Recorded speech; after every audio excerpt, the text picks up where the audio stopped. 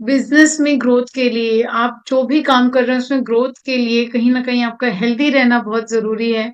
और यही थॉट मेरी है और इसी थॉट के साथ आज आप सबके साथ मैं अपनी कुछ बातें रखना चाहूंगी। मैं बताना चाहूँ कि आरसीएम मेरे जीवन में कैसे आया, तो जी बिल्कुल ये मेरी लाइफ जर्नी रही है कि मेरी शादी के साथ में मेरे पास में आरसीएम आया। और बहुत खूबसूरत ये पूरा समय रहा है मेरा। बहुत खूबसूरत लाइफ जर्नी मुझे मिली है सिर्फ और सिर्फ मैं कहूंगी आरसीएम की वजह से, और न्यूट्री चार्ज ने इसमें आके चार चांद लगाए हैं। बहुत कुछ मिला है न्यूट्री चार्ज की वजह से, तो बहुत बहुत धन्यवाद। एक बात यह है कि मेरा ये मानना है यहाँ पे अगर मैं हूं तो मैं आप में से किसी को कुछ सिखाने नहीं आई हूँ, किसी को कुछ बताने नहीं आई हूँ, क्योंकि मैं ऐसा मानती हूँ कि शायद आज भी हम हर एक को कुछ सिखा नहीं सकते हैं। हम सिर्फ अपने कुछ अनुभव शेयर करना चाहते हैं, जिससे आपको वो कुछ मिल सके जो आपके जीवन में कुछ एक्स्ट्रा एड ऑन करे। तो बस मंशा ये है कि जो आज तक सुना देखा है वो आप तक हम पहुंचाएं। एक बहुत ही प्यारी सी कहानी के साथ शुरुआत करना चाहती हूँ।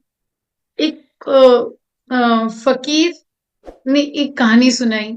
वो एक कहानी ये थी कि एक श्वान एक रूम में पहुंचा।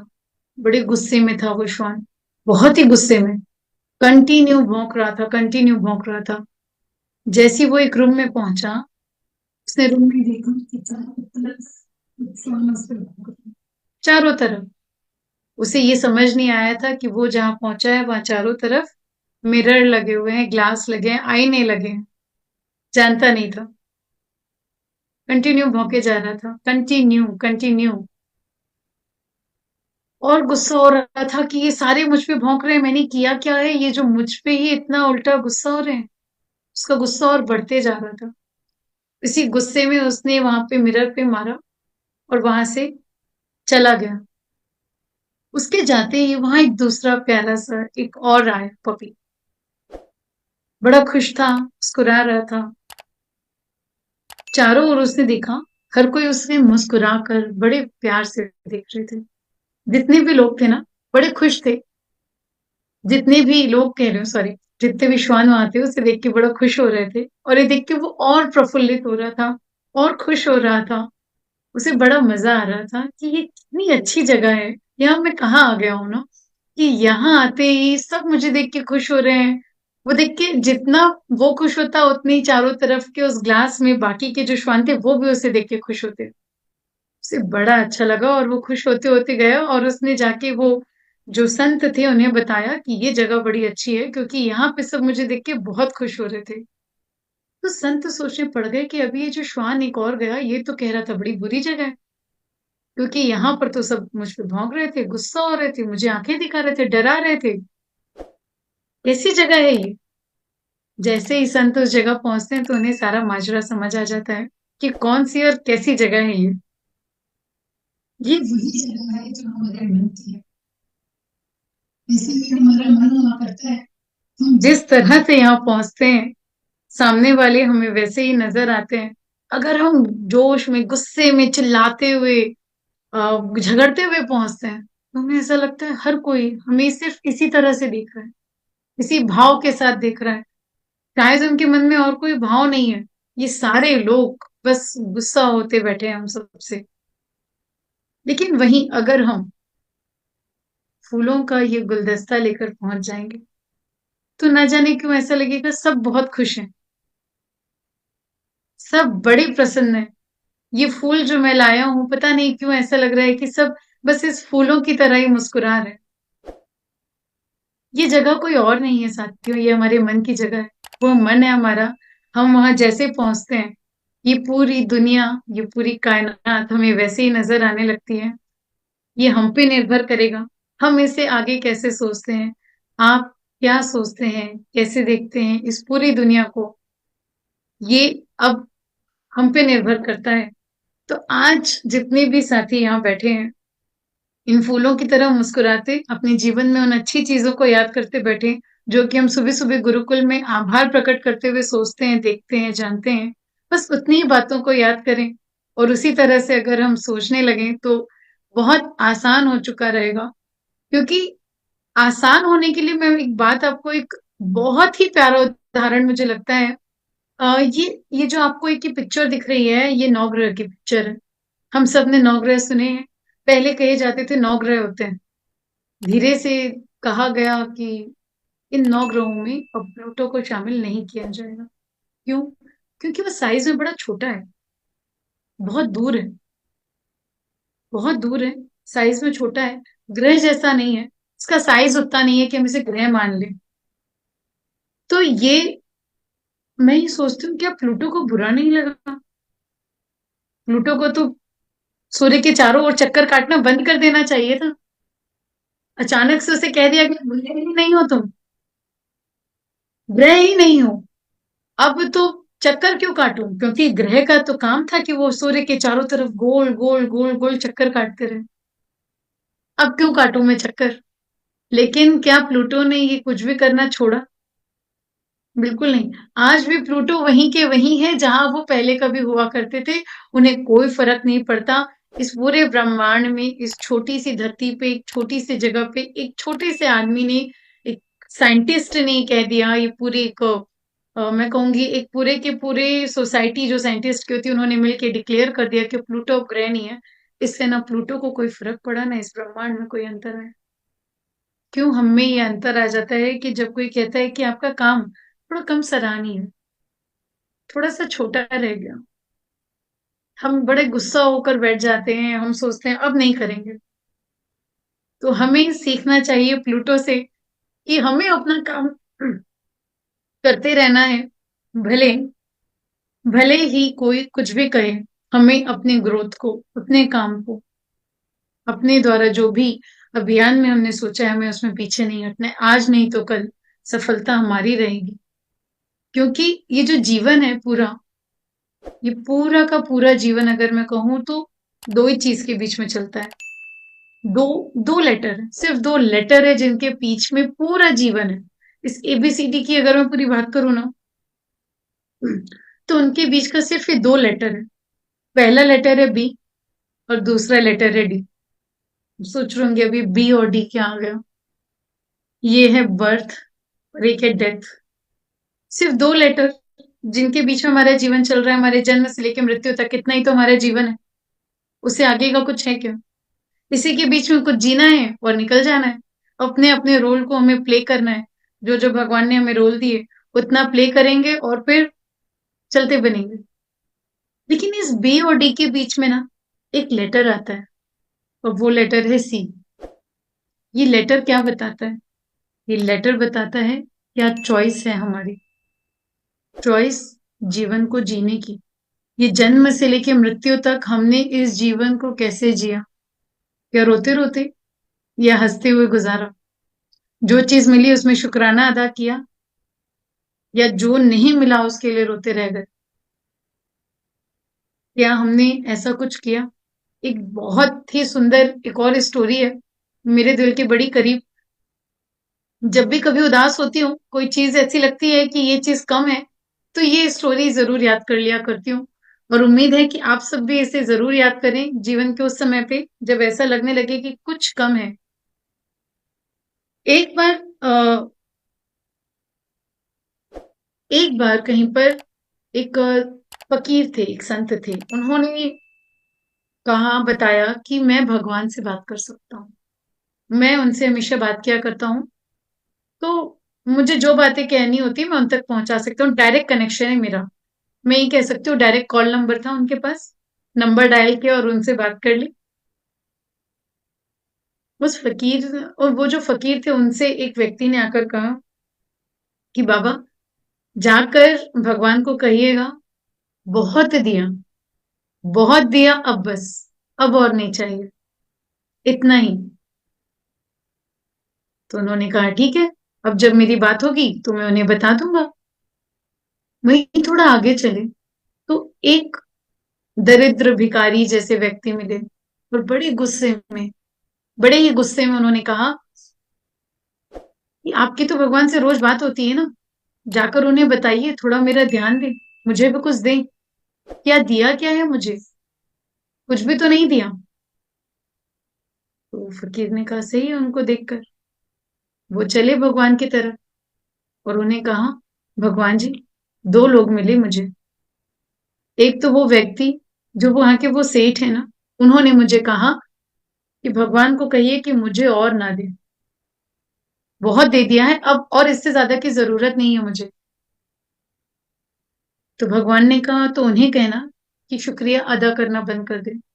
रोज़ ये जो आभार प्रकट करते हैं ना, इसे रोक दें, मैं उन्हें देना छोड़ दूँगा। बोले और दूसरा कौन था? बोले वो फ़कीर जो वो मंदिर के बाहर था। उसने कहा है कि मुझ पे कुछ तो रहम करिए, कुछ तो दीजिए, कुछ तो होता जीवन में मेरे पास जिसके लिए मैं खुश हो सकता था। भगवान ने कहा उन्हें कहिए आभार प्रकट करने लगे, शुक्राना अदा करने लगे, जीवन में सब कुछ मिलने लगेगा। वो फकीर गए और दोनों को वो बातें बताई। तो जो सेठ था उन्होंने कहा मैं कैसे भगवान का शुक्र अदा करना बंद कर दूं? कैसे आभार प्रकट ना करूं उस भगवान का जिन्होंने मुझे सब कुछ दिया। आज जीवन में जो कुछ है सिर्फ उनकी वजह से है। उनकी वो दृष्टि है जो मुझ पे रही इस वजह से। इसलिए मैं तो आभार प्रकट करना बंद नहीं कर सकता। तो वो फकीर बाबा जी ने कहा तो फिर तो तुम्हें मिलना भी बंद नहीं हो सकता। वहीं दूसरी तरफ फिर वो गए उस भिखारी के पास में और उससे कहा कि उन्होंने कहा है कि थोड़ा सा शुक्र अदा करना चालू कर दीजिए, रोज एक बार आभार प्रकट करिए। तो फकीर और गुस्सा, वो जो भिखारी थे वो और गुस्सा हो गए। क्या चीज का इतना मैं क्या चीज का आभार प्रकट करूं? है क्या मेरे पास ये एक जोड़ी कपड़ा जो मैंने तन पे पहना है क्या इसके अलावा? और उन्होंने कहा क्या दिया ही क्या?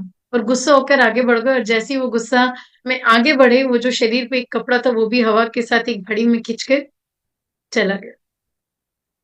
साथियों, आभार प्रकट करिए अपने जीवन में, चॉइस यही है।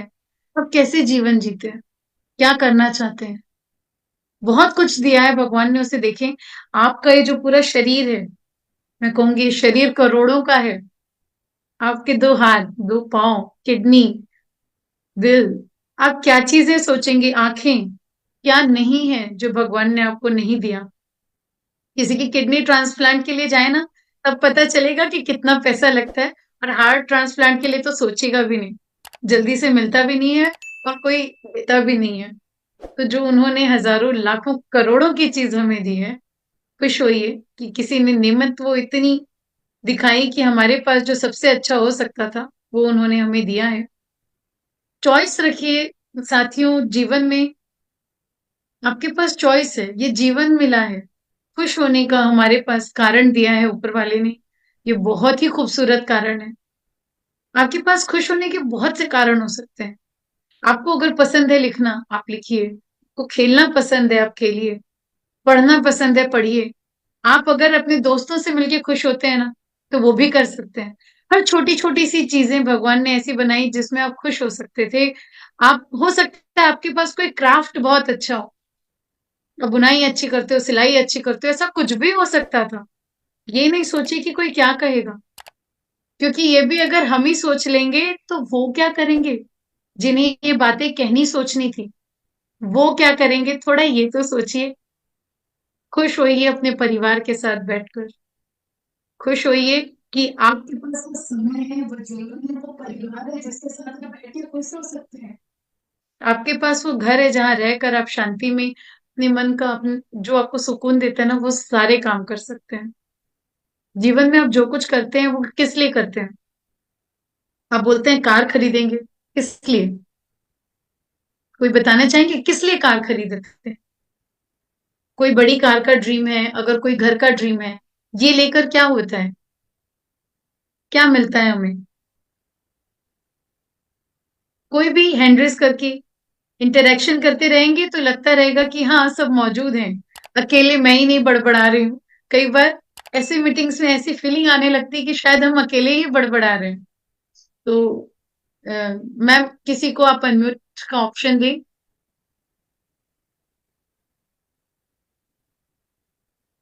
ओके, मैं देती हूँ। जी रणबीर, जी। नमस्ते मैम। तो हम लोग जो कार खरीदते हैं या घर बनाते हैं अपने शौक के लिए हम्म। और मतलब शौकीन के लिए, क्या ना। यानी अल्टीमेटली आपको उससे मिलता क्या है? वो शौक पूरा होने के बाद क्या मिलना क्या आपको? मिलता। रिजाइन कर सकते हैं मैम आपकी साथियों। आवाज क्रैक होकर आ रही है। आपने जो सवाल पूछा है जी। मैम आपकी आवाज बहुत क्रैक होकर आ रही है। कोई नहीं। हम, अगर मैं कहूँ शौक के लिए खरीदते हैं या किसी भी कारण अगर हम कुछ खरीदते हैं लेते हैं, तो कहीं ना कहीं उसका कारण ये होता है शायद, जो मैं समझ पा रही हूँ, कि वो लेने के बाद हम खुश हो जाया करते हैं। मैं सही समझ रही हूँ?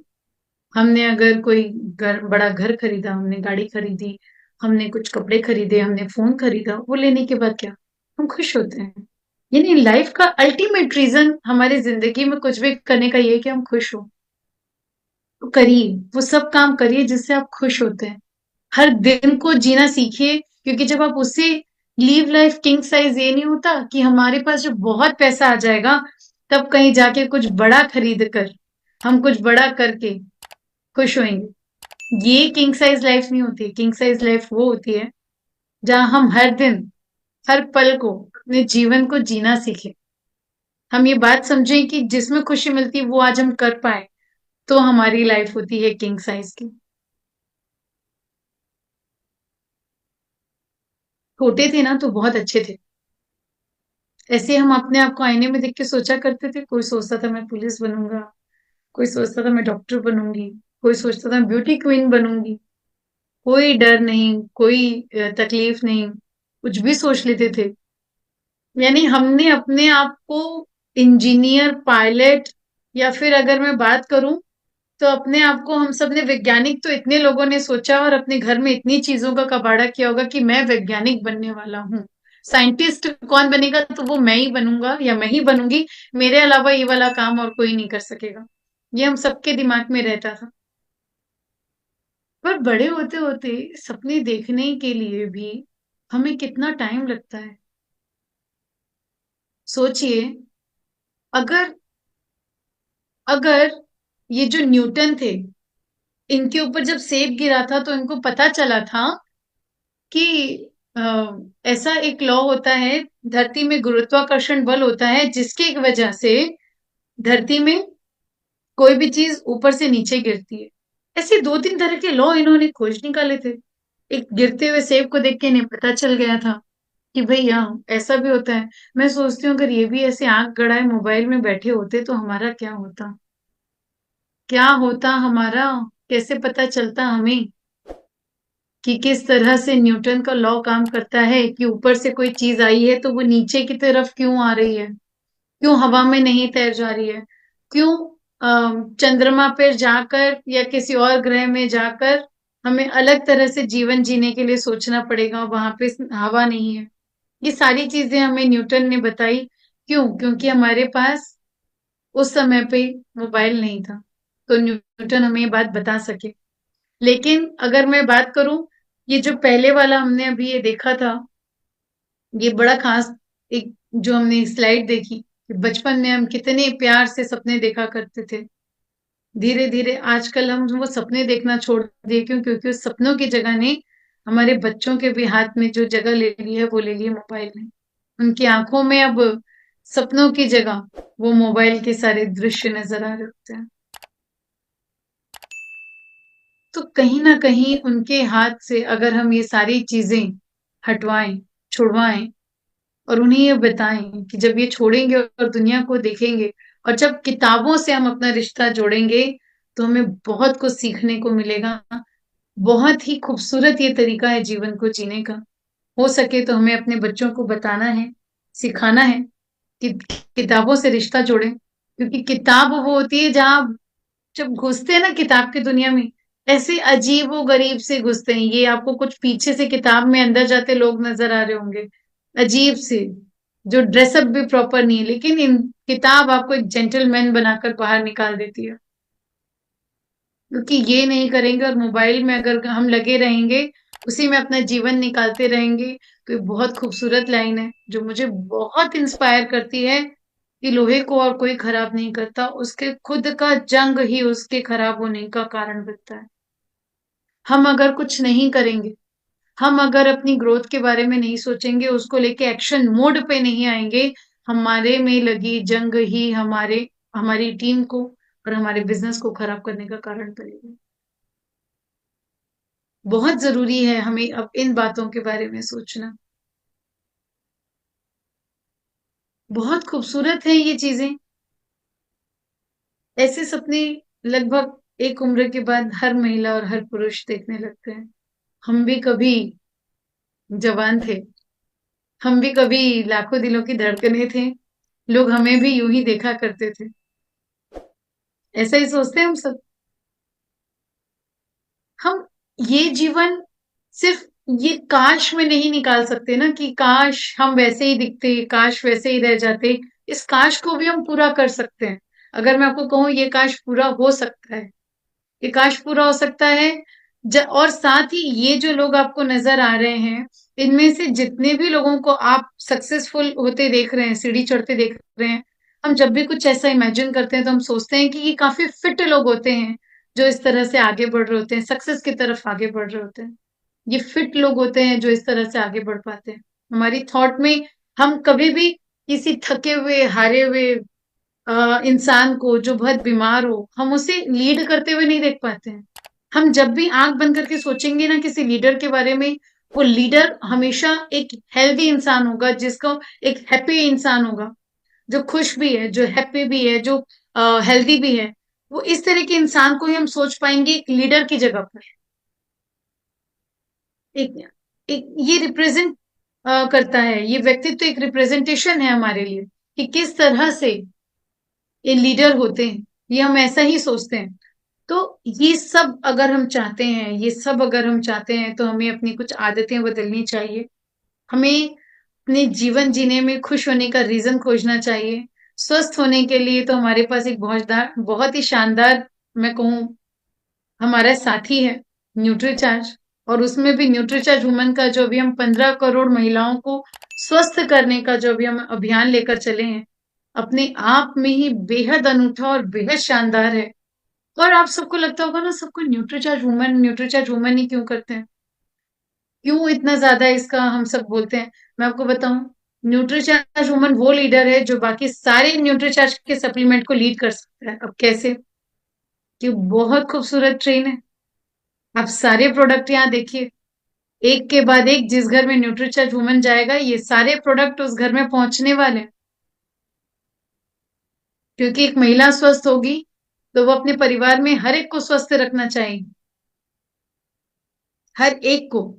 शुरुआत एक महिला से होना बहुत जरूरी होता है। संस्कार वहां से बदलेंगे, घर के, परिवार के। साथियों, मैं अपनी एक रिपोर्ट आप सबके साथ साझा करना चाहती हूँ। हम सोचते हैं न्यूट्रिशन क्यों। ये मेरा जब सेकंड चाइल्ड मेरा हुआ, सेकंड चाइल्ड मेरा बेटा है, तो उसका टेस्ट कराया गया। होते ही बच्चों का टेस्ट होता है। आप यहाँ पे देख सकते हैं इस ग्रीन लाइन के साथ में, इस ग्रीन लाइन में दिया हुआ है उसका हीमोग्लोबिन है 17.3। ये ग्रीन लाइन में आपको दिख रहा होगा, और उसके ऊपर में नाम लिखा हुआ है baby of Mrs Shubha Jain, third day. यानी उसकी थर्ड डे की रिपोर्ट है ये कोई बहुत आगे पीछे की रिपोर्ट मैं आपको नहीं दिखा रही हूँ। जब मेरा बेटा हुआ था, उसके बर्थ के, उसके जन्म के तीसरे दिन की रिपोर्ट ही मैं आपके साथ साझा कर रही हूँ। इस रिपोर्ट में आप देख पा रहे हैं कि उसका हीमोग्लोबिन जो खास तौर पे मैं दिखाना चाह रही हूँ 17.3 है। अब आपको लग रहा होगा इससे मैं आपको क्या बताना चाह रही हूँ। साथियों, जब भी एक माँ के शरीर में पूरा का पूरा न्यूट्रिशन होता है ना, तो उसके बच्चे के पास वो न्यूट्रिशन बहुत अच्छे से पहुंच रहा होता है। और बिल्कुल इस समय पे, क्योंकि हमारे पास न्यूट्रीचार्ज के सारे प्रोडक्ट ऑलमोस्ट अवेलेबल थे, मैंने उस समय पे उस कंप्लीट प्रोडक्ट रेंज को उपयोग में लिया हुआ था। न्यूट्रीचार्ज वुमन कहूँ, प्रोडाइट कहूँ, और साथ ही साथ डीएचए लॉन्च हुआ था जब मेरी प्रेगनेंसी का 5th मंथ चल रहा था, उसी समय लॉन्च हुआ था। और मेरे पास न्यूट्रीचार्ज की तरफ से ये न्यूट्रीचार्ज डीएचए भेजा गया था। न्यूट्रीचार्ज डीएचए का सेवन मैं लगातार कर रही थी। ये सारी चीजों से आप क्या सोच सकते हैं एक स्वस्थ बच्चा जन्म लेता है अगर एक होने वाली माँ स्वस्थ हो, तो क्या आप उसे 9 महीने में ही स्वस्थ बना देंगे? आपको ऐसा लगता है? बिल्कुल नहीं। एक महिला की जैसे तैयारी चालू होती है कि वो कब गर्भ धारण कर सकती है। हमारे यहाँ पे क्यों एक टाइम लिमिट है कि 18 साल के बाद ही महिलाओं की शादी, एक लड़की की शादी की जाए। क्यों ये है? वो इसलिए है क्योंकि एक समय लगता है एक लड़की को वो पूरा अपने शरीर को परिपक्व होने में कि वो उसके बाद ही माँ बन सकती है। और भगवान उसकी तैयारी कब से चालू करते हैं? जब वो बिटिया हमारी 11-12 साल की होती है, तब से उसका वो मासिक धर्म चालू होता है। वो शरीर में कहीं ना कहीं लॉस चालू होता है, तो हमें ध्यान तब से देना चाहिए। अगर हम तब से ध्यान देना चालू करेंगे, तो वो बिटिया हमारी स्वस्थ रहेगी और आगे आने वाली जो उनके साथ में जनरेशन जन्म लेने वाली है, वो स्वस्थ हो पाएगी। तो क्या ये बातें हमें उन बिटिया को समझानी चाहिए? बिल्कुल नहीं। हमें ये बातें हमें समझनी है और हमें बस उनके न्यूट्रिशन का ख्याल रखना है और न्यूट्रीचार्ज वुमन और प्रोडाइट उन्हें रोज लगातार देते रहना है। जब तक हम स्वस्थ नहीं हो पाएंगे ना, हमारे बिजनेस में वो ग्रोथ हमें नजर नहीं आएगी। ये जो हम बातें कर रहे थे, ये ग्रोथ की कि बिजनेस ग्रोथ चाहिए। जब तक आपका शरीर स्वस्थ नहीं रहेगा, एक स्वस्थ शरीर में एक स्वस्थ दिमाग का जन्म होता है। एक स्वस्थ शरीर में एक स्वस्थ दिमाग पनप सकता है और स्वस्थ दिमाग ही आपके बिजनेस को आगे बढ़ा सकता है। इसलिए आप हेल्दी रहें, हैप्पी रहें, अपने बिजनेस में लगातार ग्रोथ करते रहें। और इन्हीं शुभ भावनाओं के साथ मैं आप सबका बहुत बहुत आभार व्यक्त करना चाहती हूँ कि आप सबने इतने ध्यान से, इतने प्रेम से मुझे सुना। और ये आरसीएम परिवार का जो प्रेम लगातार मिलते रहता है, ये जो न्यूट्रीचार्ज का सपोर्ट हमें मिलते रहता है पूरी टीम का, बहुत बहुत धन्यवाद देना चाहती हूँ कि आज आपने मुझे यहाँ पे आके बोलने का मौका दिया, मेरी बातें रखने का मौका दिया। बहुत बहुत आभार।